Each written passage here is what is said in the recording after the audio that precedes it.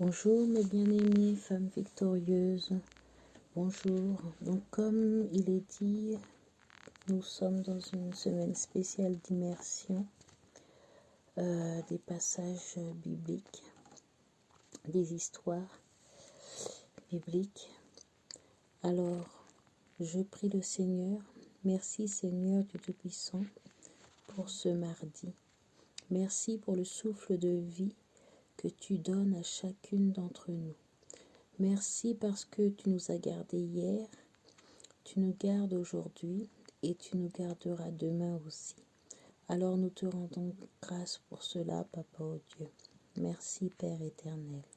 Père éternel, je te demande maintenant de pouvoir disposer le cœur d'une femme victorieuse aujourd'hui pour lire un autre passage de ta parole. Alors Père, merci d'avance pour ce que tu vas nous révéler, ce que tu vas nous dire. Au nom de Jésus, Amen, Amen, Amen. Je lis au nom de Jésus. À Rama de Souf, dans la région montagneuse d'Éphraïm, il y a un homme qui s'appelle Elkana. C'est un Éphraïmite.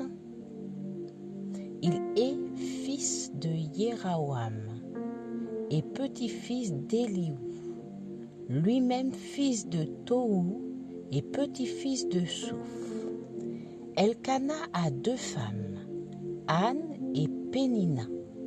Pénina a des enfants, mais Anne n'en a pas.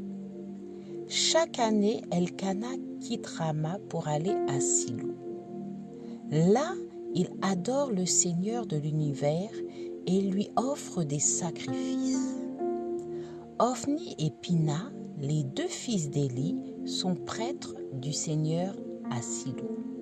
Le jour où Elkana offre le sacrifice, il donne des morceaux de l'animal, offert à sa femme Pénina. Il en donne aussi à tous ses fils et à toutes ses filles.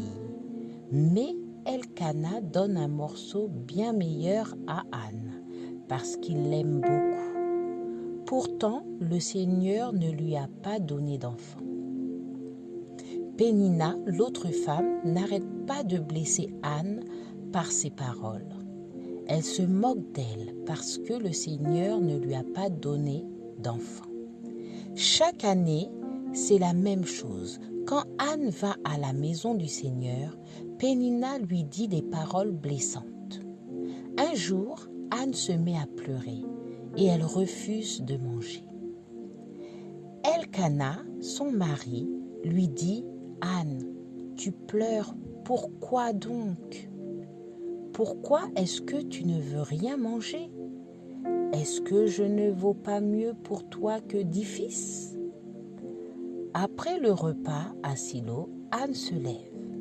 Le prêtre Élie est assis sur son siège à l'entrée du lieu saint. Anne est très triste. Elle prie le Seigneur en pleurant beaucoup. Voici la promesse qu'elle fait. « Seigneur de l'univers, je t'en prie, vois mon malheur, souviens-toi de moi, ne m'oublie pas, donne-moi un garçon.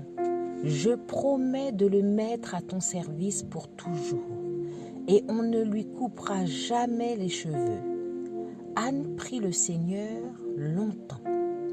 Élie la regarde. Anne parle dans son cœur.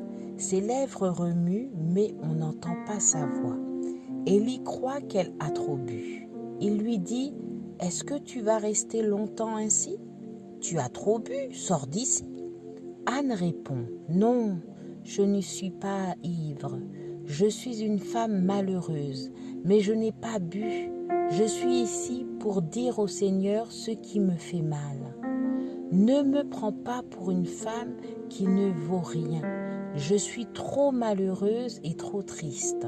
Voilà pourquoi j'ai prié si longtemps. » Alors Élie répond « Va en paix et que le Dieu d'Israël te donne ce que tu lui as demandé. » Anne lui dit « Reste toujours bon avec moi. » Anne s'en va et elle accepte de manger. son visage n'est plus triste. Le jour suivant, tôt le matin, Elkana et sa famille vont adorer le Seigneur.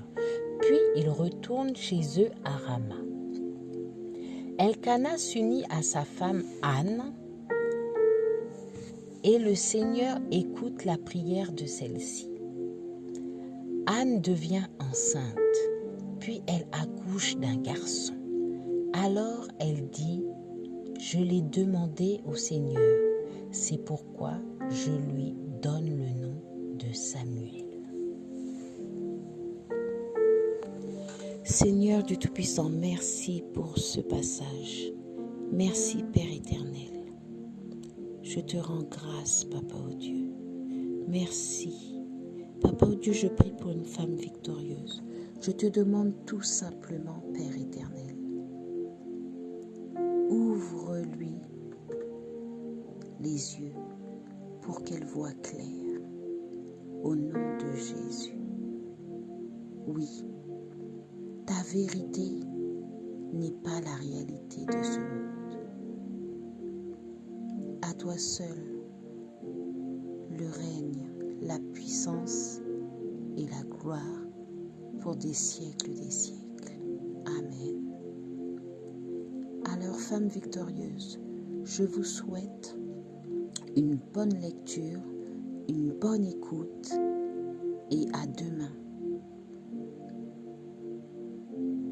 Au nom de Jésus, demeurez toutes bénies. Bye bye.